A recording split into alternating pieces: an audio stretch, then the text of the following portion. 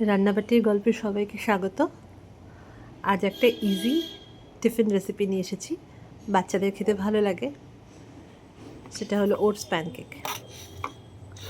আমাদের ঘরে তো নানান রকম সবজি থাকে, যেমন গ্রিন বিনস, গাজর, ক্যাপসিকাম,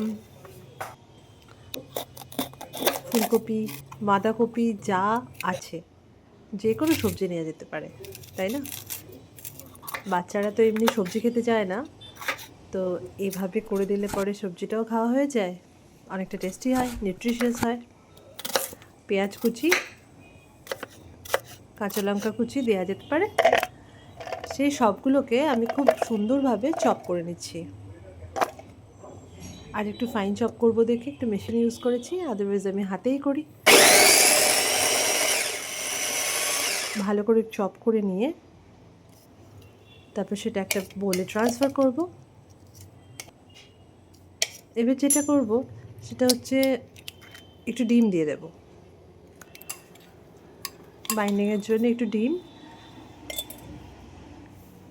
লবণ, হলুদ, আমি একটু বেসন দিয়েছি, আর একটু ময়দা দিয়েছি, সেটা আটা দেওয়া যেতে পারে।